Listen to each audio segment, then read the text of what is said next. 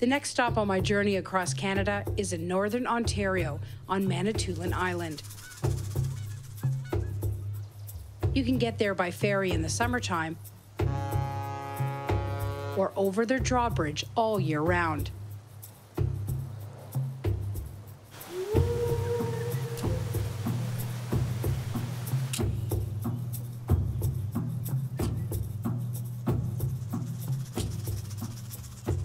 Many times when people come to Canada, they want to have an authentic Indigenous experience. Here on Manitoulin Island in Ontario, you can have just that with a First Nations guide who will tell you about their life in the past and what it's like today.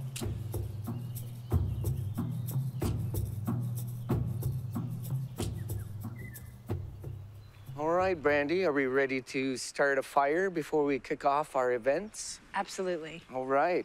So this was very essential to the Three Fires Confederacy of Manitoulin Island, which was the Ojibwe, Odawa, Potawatomi. And so what we're going to do is we're going to make a fire, and we're using special items such as this cattail. We can get this cattail in the springtime, and that's the best time to get it because it's already nice and fluffy on that cattail rod. So we pull that off of there, and what I've done this spring is I've gathered probably about 5 bags full of this. And then what I've done here is I've gone to my cedar tree, and you lightly rub the bark, and it creates this beard. It's very soft beard, and that's very flammable. So we combine that together. And then what I want to do is I want to show you, if you don't mind touching some of this, this is birch bark, and there's different layers on that birch bark. This one is a thinner birch than this one. Yeah, this one's thinner. It's very fine, right? So this is the stuff that you would want to use for your flint striking method. Why? Because this would catch a lot easier than that thick stuff. The thicker birch bark will actually be the ball that goes underneath your cedar twig. So you'll create this ball, and you'll have your little cedar twigs, and you'll be placing them on top just like this. Like so, and you see how I created this doorway here. So once I got my cattail and my birch bark going, and it's in the flame, I'll be able to grab 2 sticks and place that in that doorway. That's why you always ensure that there's a doorway there, right, for your flame to enter. Wow, looks amazing. Looks a bit tricky, so we're looking at making like a teepee type thing. Yep. With a doorway, with the cottontail and the birch underneath, right? Yep. And then that basically will be the fuel that will keep the fire going. Yes, so we're gonna bring our flint striker as close as possible. And of course, we don't wanna have this edge here because we don't wanna create a knuckle wound. And we're gonna strike this in there.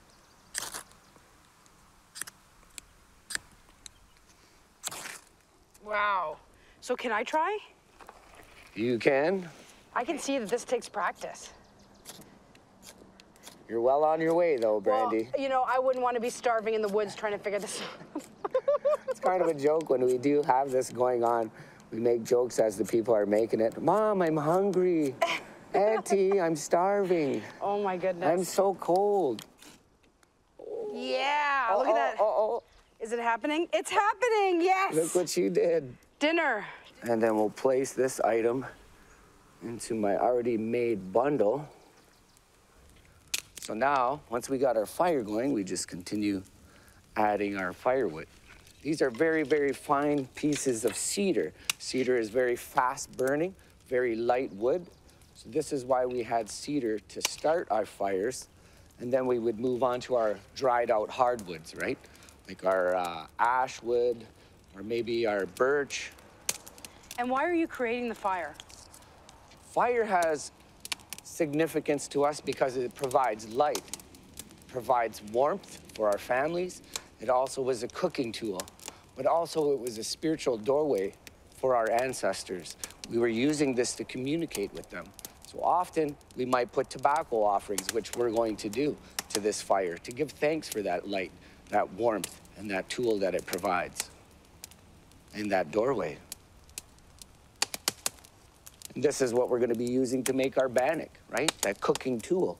We're gonna be making our bannock right over this stovetop. And maybe some cedar tea or some raspberry leaf tea. So we're gonna get your hands dirty and we're gonna test your cooking skills and see how your spirit does. Okay. We're gonna make bannock with 4 simple ingredients. We have our flour. This is our bagged flour. Next, we have some Indian Magic baking powder that we've already pre-measured for you. And then we have a little bit of salt, which you're going to measure that out yourself. And then, of course, our key ingredient is water. So, have at her, Brandy. I want to see what you can do. I'm scared. Okay, so first, do you want me to put the baking soda in? Yeah, all the baking soda in there if you're baking powder. Baking powder. Baking powder. We're making bread. Okay.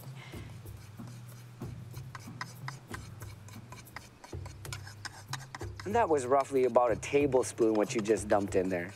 So we're gonna get a nice airy bread. That's what helps make it airy, right? I'll take that bowl from you.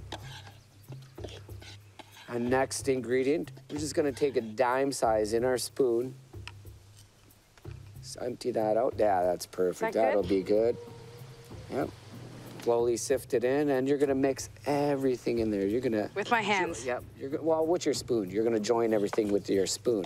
Once we add the water in, this is where you're gonna actually get your hands in there and start sifting everything around. You can also use your spoon. Depends on how messy you wanna get. Okay. So what we're going to do next is this water. Okay, and just pour We're that gonna in? slowly pour that in, maybe about 1/4 cup at a time. I'll let you know when to stop. All right, we'll sift that around with your spoon. Yeah, get right in there, like mix that up. Get right in there, get vigorous. So what I have is 2 cast iron pans already warming up. By gosh, that looks pretty good, Brandy. And who taught you how to make this? My grandma showed me how to make this when I was a child. I liked watching her make her bread. She would make it with blueberries. She would put raspberries in it. Sometimes she would infuse maple syrup into the water, so it was a natural sugar that was going into your bread, right? Yeah. So you would get this nice, sweet-tasting bread, right? So that's good enough right there. We don't want to move it around too much. So what we're going to do is we're going to walk over to our fire.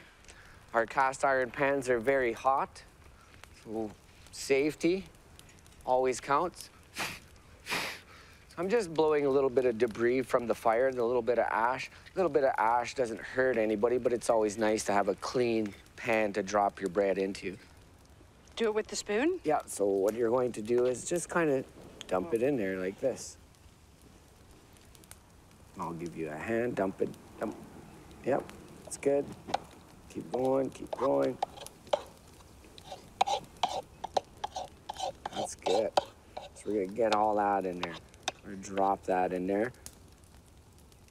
So this is a modern way of doing this bannock. Of course, we didn't have our cast iron pans back in the day. And what you're gonna do is walk it into our fire. Perfect, and drop it right in this spot here where that flame is, okay? Now you're gonna take the other pan and you're gonna use that as a lid. You don't have to line up your handle. Put the handle off to the side a little bit. That way it'll enclose that, eh? We're creating an oven effect between these 2 pans, right? So now if you will grab that pot off of there, okay, we're gonna move that to the side and we're gonna walk back to our table because we have some cedar leaves waiting for us. This is what we're going to use to make our tea. So of course, cedar, or in our language, we learned that it was kijik, right? We use this in our spiritual purification smudging ceremony. This sits in that western doorway, and it has that medicinal property, it has that spiritual property, but it also has an edible property, and that's what we're gonna use it for. So now we're gonna take that to our pot. You're gonna take your glove, take the lid off because it's hot, and you're gonna drop those leaves in there. Just like this? Yep. Can you get it? Oh, it's hot. Yeah. And just drop them in. Yep.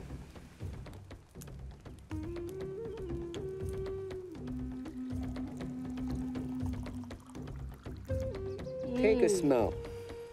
It smells amazing. Very beautiful smell to it. So we were using this to help alleviate any sinus congestion. Also, the vapors, we would drape some leather or a fur around us, and we would take in that steam, right, to help alleviate that congestion. Let's see how this turned out. That is a nice golden color. See the steam coming off of it? Looks like we have some nice airy bread going on there. We got that nice syrupy jam on there. Oh, Brandy. Is it good? Oh, Brandy, this is better than my bread. No, you're lying. I think you're gonna have to come work for us at Great Spirit Circle Trail. What do you think? It's amazing. But you know what? The jam's amazing too.